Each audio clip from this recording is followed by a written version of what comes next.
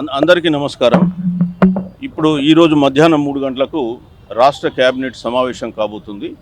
ఈ కేబినెట్ సమావేశంలో బీసీలకు పార్టీ పరంగా 42% రిజర్వేషన్ ఇస్తామనేటువంటి ఒక నిర్ణయం తీసుకుంటున్నట్టుగా సమాచారం లీక్ అయింది. ఈరోజు పేపర్లో కూడా రావడం జరిగింది. మరి మేము కోరేది ఏంటంటే, పార్టీ పరంగా మీరు 42% రిజర్వేషన్ ఇస్తే బీసీలను మీరు మరోసారి మోసం చేసినట్టే లెక్క.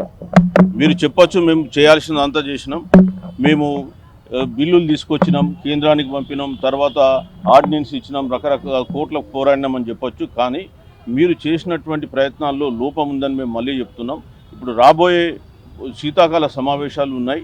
ఇప్పటికైనా రాష్ట్రపతిని, ప్రధానమంత్రిని ఒప్పించి అక్కడ పార్లమెంట్లో ఆ బిల్లును పాస్ చేయించి బీసీలకు 42% రిజర్వేషన్ను 9వ షెడ్యూల్లో చేర్పించి మాకు చట్టపరంగా కావాలని చెప్పి కోరుతున్నాం తప్ప మీరు ఇచ్చేటువంటి మీ దయాదాక్షిణ్యాల మీద ఇచ్చేటువంటి 42% వద్దు.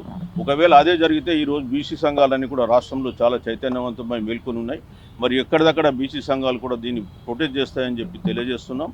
అదేవిధంగా రాష్ట్రంలో బీసీ సంఘాలే కాకుండా మిగతా సంఘాలు కూడా ఈరోజు ఎస్సీ సంఘాలు, బహుజనులు కూడా మా అందరితో కలిసి ఉంటున్నారు. సో మేము అందరం కలిసి మళ్ళీ మరొక పెద్ద ఉద్యమం కూడా రాబోతుంది. సో దయచేసి రాష్ట్ర ప్రభుత్వాన్ని కోరేది ఏంటంటే, మీరు 42% చట్టపరంగా బీసీలకు ఇచ్చిన తర్వాతనే మీరు ఎన్నికల వెళ్ళాలి, పంచాయతీ ఎన్నికల షెడ్యూల్ ప్రకటించాలి. లేనట్టయితే మరి రాష్ట్రానికి అదేవిధంగా బీసీలకు తీవ్రమైన అన్యాయం చేసిన వాళ్ళు అవుతారని మరోసారి హెచ్చరిస్తాం. సాధిస్తాం రాజ్యాంగబద్ధంగా 42% రిజర్వేషన్లను సాధిస్తాం.